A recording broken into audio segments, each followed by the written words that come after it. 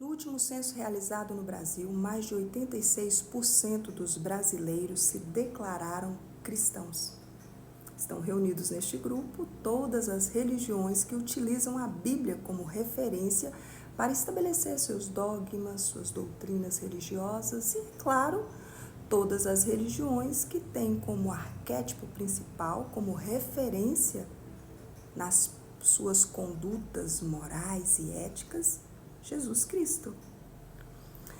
O que me preocupa é que nesse país declaradamente cristão, nós vamos lidar com percentuais preocupantes no que se refere aos cuidados com a saúde mental.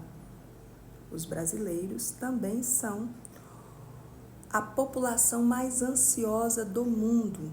Estamos também em 5º lugar como o país mais depressivo do mundo.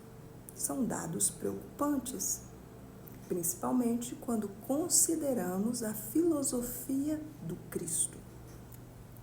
E é por isso que muitas vezes eu vou trazer aqui alguns exemplos retirados da Bíblia, porque eu sei que essa é a linguagem mais fácil para que você compreenda que cuidar da saúde mental é uma necessidade que nós não podemos negligenciar.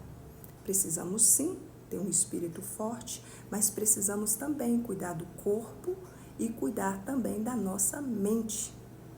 Nós precisamos entender como funcionamos, porque esta foi a direção que Cristo deu para os seus seguidores. Ele fez questão de instruí-los quanto ao autoconhecimento. Se nós olharmos a Bíblia, nós vamos ver muitas histórias interessantes em que o próprio Deus fez questão de cuidar diretamente das emoções daqueles que ele estava utilizando ali como uma referência para você que é cristão. Logo na primeira história entre dois irmãos, Caim e Abel, nós vamos ver que Deus ele vai aceitar de fato a oferta de Abel, porque essa oferta preenchia os requisitos que ele desejava encontrar em uma oferta. E como justo, ele aceita a oferta de Abel, mas ele não menospreza as emoções de Caim. Ele aceita a oferta de Abel, mas vem cuidar das emoções de Caim, porque Deus entende que o ser humano tem emoções que são positivas e também emoções negativas. O ser humano vai lidar com a raiva, com a inveja, com o orgulho e com tantas outras emoções que causam dor, que causam sofrimento. E tudo isso por conta da estrutura da mente, da estrutura da personalidade, que Freud, Lacan, Firenze, Melanie Klein, Erik Erikson vai falar tanto delas. Eu trago exemplos bíblicos para que você compreenda a necessidade do autoconhecimento do seu Deus.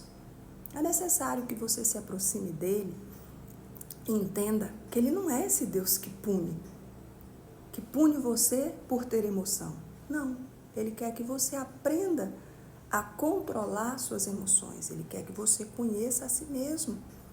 Ele sabe a sua estrutura. Davi vai escrever isto no Salmo 103. É uma canção linda. Nessa canção, Davi vai dizer: o Senhor sabe da minha estrutura. O Senhor sabe que eu sou pó. Ou seja, Deus sabe exatamente a sua estrutura, as emoções com as quais você tem que lidar todos os dias. E Ele não te condena por ter emoções negativas. Ele quer apenas que você controle essas emoções, que você comece a cuidar mais de si mesmo. E não basta ter um espírito forte, porque o espírito forte vai entrar em conflito também com os estímulos percebidos ao redor e que desestabilizam a carne, como a Bíblia sinaliza, que é a junção do corpo e da mente. Em momentos da nossa jornada, nós vamos lidar com esse desafio. O próprio Cristo, ao lidar com os desafios da carne, ao lidar com os estímulos externos que o levou à grande agonia, em que ele chorou e suou lágrimas de sangue, em um estresse altíssimo, ele vai dizer para os seus seguidores Na verdade, o espírito está forte, mas a carne é fraca. Não dá para ignorar o que eu estou sentindo. É impossível ignorar essa dor, essa tristeza, essa angústia, esse lamento. É impossível ignorar. Então, é chegado o momento de pararmos para refletir sobre a importância de cuidar da mente, de cuidar do corpo e entender que nós somos uma junção de corpo, mente e espírito. E temos que relativamente cuidar bem dos três, demonstrando que de fato temos como arquétipo Cristo. Conseguimos seguir as doutrinas ensinadas por ele. E talvez a principal delas se resume em uma relação na vertical.